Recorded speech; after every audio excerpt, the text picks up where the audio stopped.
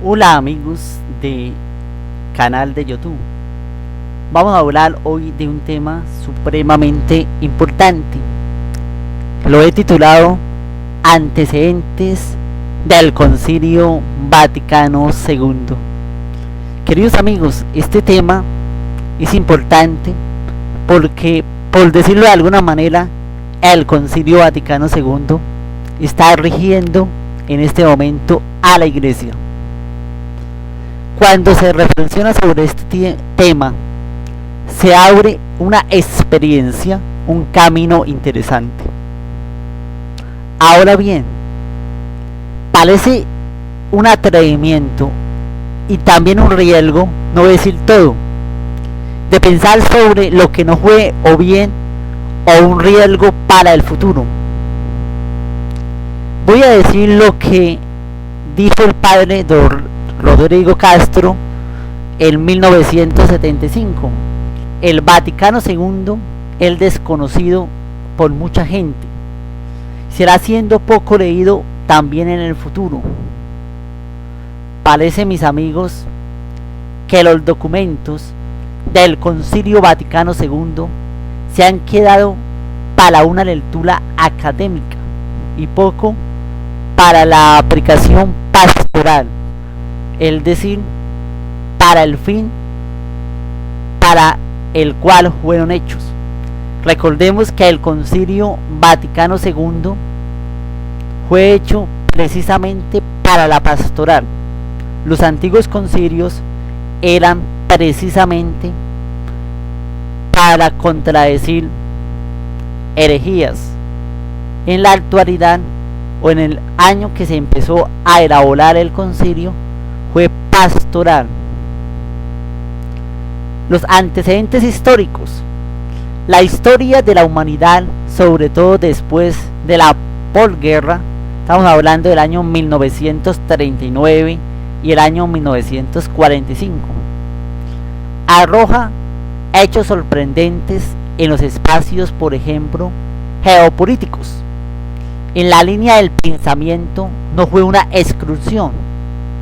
También puedo hablar que hay como una dinámica, hay una perspectiva, digámoslo, psicosocial, hay consecuencias políticas. Han sido como fuertemente todo este caminar político. Lo he llamado devastador en algunos países. Los bloques de interés, por ejemplo, la Guerra Fría, la guerra de los mercados, las nuevas manifestaciones culturales. La Iglesia, por lo tanto, debería tener, como yo voy a afirmar, como una confrontación más directa con el mundo y alcanzar esto el concilio tal como lo había propuesto el Papa Juan XXIII. Era algo necesario y vital. Hay un problema, y el primer problema fue planteado por el Papa Pío XI. En un momento de su pontificado se planteó la idea de celebrar un concilio, pero después de consultar a sus consejeros dejó la idea, y además no era el momento oportuno. En el año 1948 el Papa Pío XII tuvo el mismo deseo, es decir, las opiniones contrapuestas. Por eso renunció al proyecto en 1952. Los problemas de celebrar un concilio no están fuera de la Iglesia, sino dentro de la Iglesia. Todo cambió. Se pretendió entablar dentro de la Iglesia una etapa preconciliar. Fue un duro reto. Esto lo afirmaba el cardenal Danielou, espero haberlo pronunciado bien, en sus memorias. Afirmaba este cardenal: el problema esencial estriba pues hoy en obstáculos de la Iglesia. Puede hallar en el exterior, sino en las amenazas que minan por dentro. Amigos, la Iglesia durante el pontificado de Pío XII fue una respuesta a la atención mundial, a un acomodo religioso, a un mantenimiento de estatus interior dentro de la iglesia. No quería complicarse con cambios que más bien se le fuesen de las manos. Era todo un desafío asumir algo tan grande como el concilio. El tipo de un encuentro conciliar habría grandes escenarios. No sería responsable de problemas doctrinales, sino más bien de un planteamiento pastoral. Los frutos del movimiento, de la renovación, por ejemplo, estaba por un lado el sector bíblico. El sector bíblico estaba por el otro lado el sector litúrgico, el catequético, el social, la visión laical. Antes del concilio se quería que la Biblia se introdujera de una manera fuerte. Recordemos que la lectura de la Biblia la hacían pocos. Es más, dentro de la liturgia se leían pocos pasajes de la Sagrada Escritura. Fue el cambio litúrgico que empezó a leerse la Sagrada Escritura dentro de la Eucaristía. Esto fue un cambio maravilloso en el concilio, pero esto debió que había movimientos bíblicos que hablaban del tema, pero también habían problemas de interpretación bíblica que no era conforme al catolicismo, sino más bien como una línea protestante. Esa línea siguió después del concilio y es a lo que llama el Papa Benedicto XVI el espíritu del concilio, es decir, la mala interpretación del Concilio Vaticano II. Bajo este camino está la catequesis, está la parte social, está la vida liturgia, de la liturgia.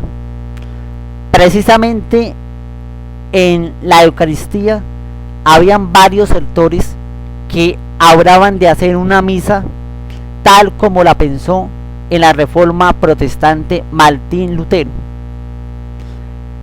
Habían otros que decían que la misa tridentina se debería respetar, porque precisamente fue el Concilio de Trento, fue la respuesta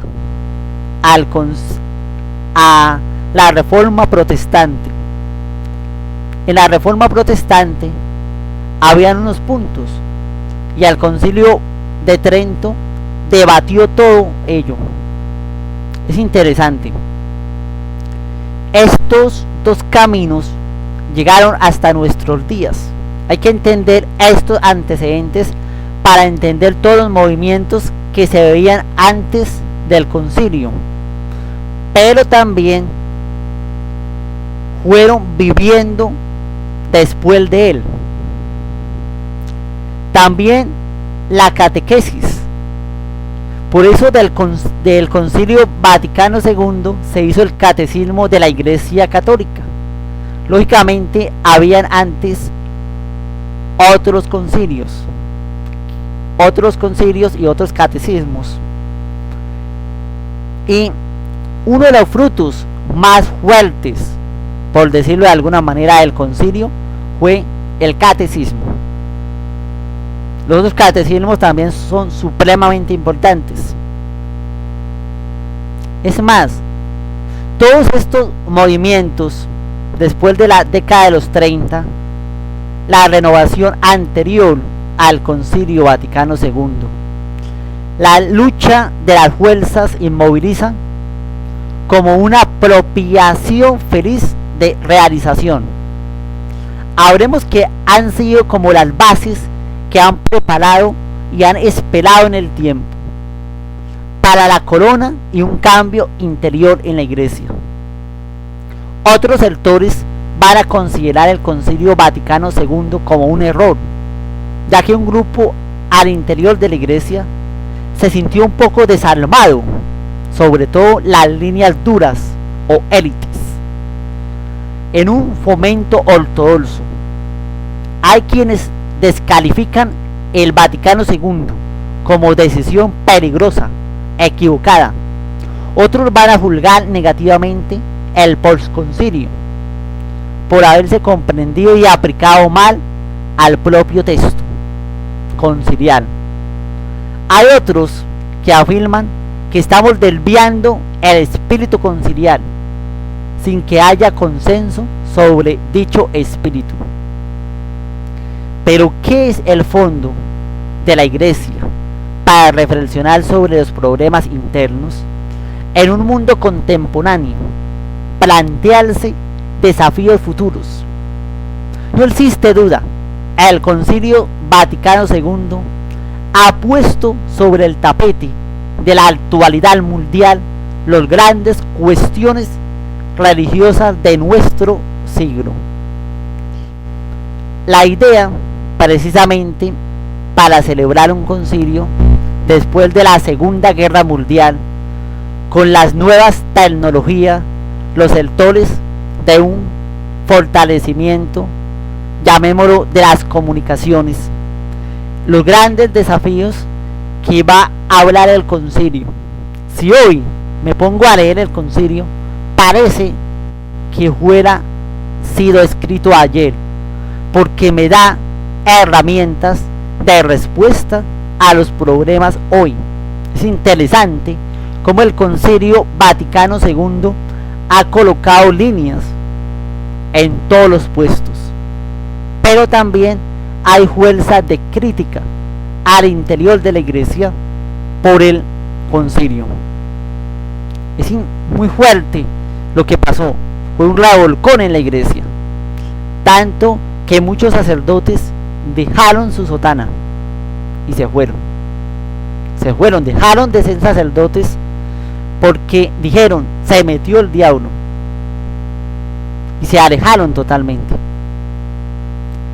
Dejaron muchos sacerdotes el ministerio porque no fueron capaces de ver el concilio y sumarlo al magisterio, a la tradición de la Iglesia y también a la Sagrada Escritura. Cuando se lee todo solamente por una parte, se descalifica la verdad y toda la realidad. Precisamente, realmente, una de las grandes noticias del año 1959 la hizo el Papa Juan XXIII, la convocatoria del Concilio Vaticano II, pero no cayó muy bien. Los pesimistas, hasta los escépticos. Fue una gran sorpresa para muchos la convocatoria de un nuevo concilio hecho por Juan XXIII en la Basílica de San Pablo el 25 de enero de 1959, fiesta de la conversión del apóstol. Pero para mí es como un anuncio profético que luego tendría implicaciones teológicas, pastorales. Pero también vamos a ver las palabras que el Papa en aquella tarde dice: venerables hermanos y queridos hijos, pronunciamos delante de vosotros la verdad temblando un poco de conmoción, pero a par con humilde resolución de propósitos, el nombre y la propuesta de una doble celebración de un sínodo diocesano para la urbe, de un concilio ecuménico para la Iglesia universal. Discurso de Juan XXIII, 25 de enero de 1959. Implica no solo el concilio, sino también la actualización del Código de Derecho Canónico, un sínodo para la Iglesia de Roma. Como el Papa de la Transición, se fue la mano a sus 78 años, Angelo Roncari.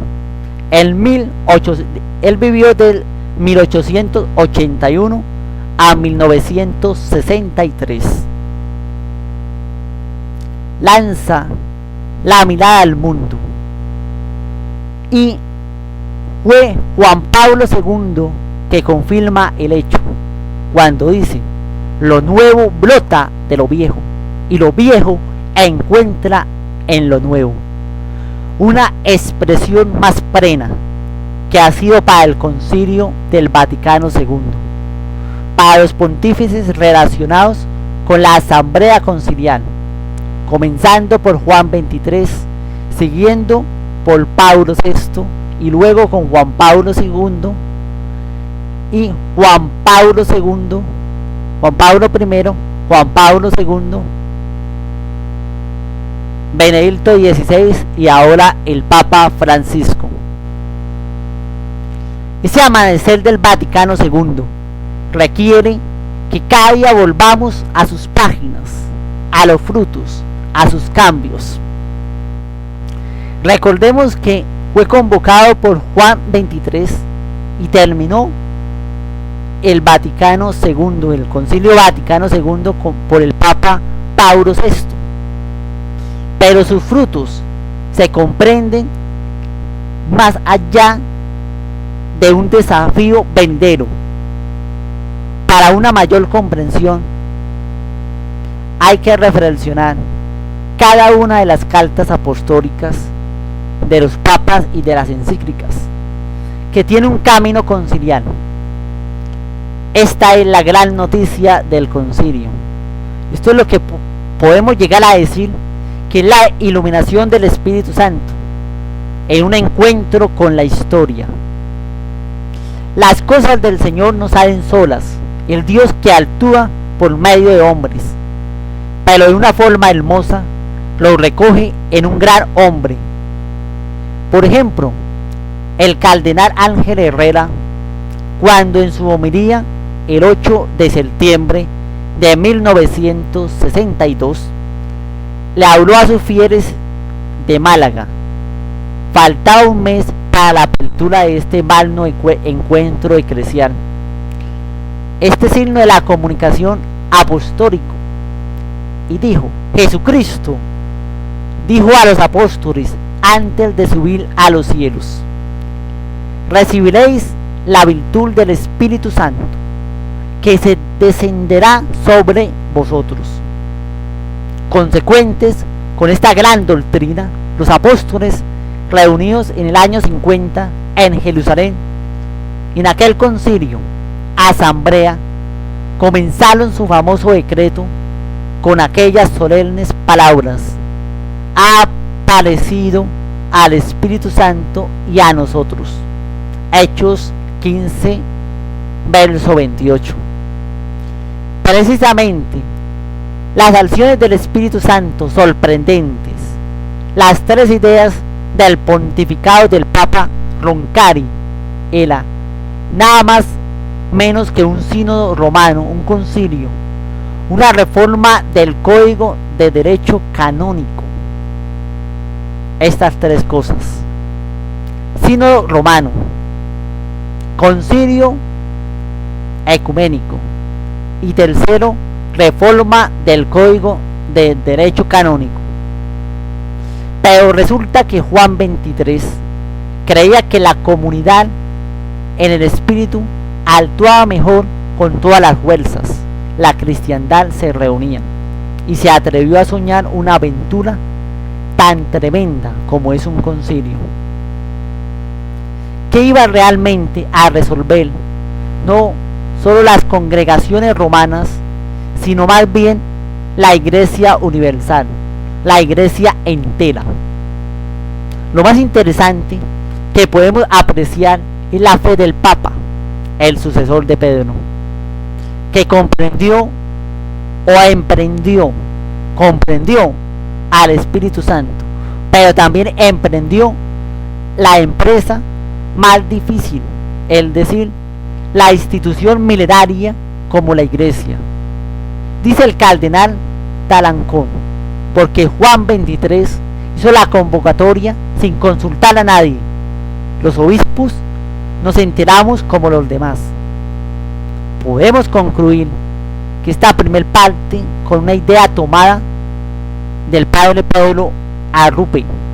Señor, necesito de tu Espíritu, de aquella fuerza divina que has transformado tantas personalidades humanas, haciéndolas capaces de gestar extraordinarios y también vidas extraordinarias. Muchísimas gracias a todos.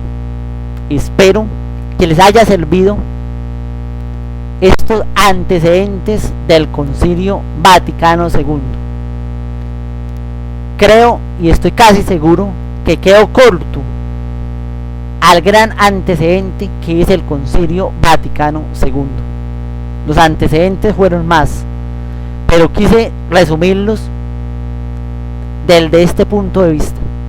Pueden haber otros puntos y también interesantes. Muchas gracias por escuchar este video.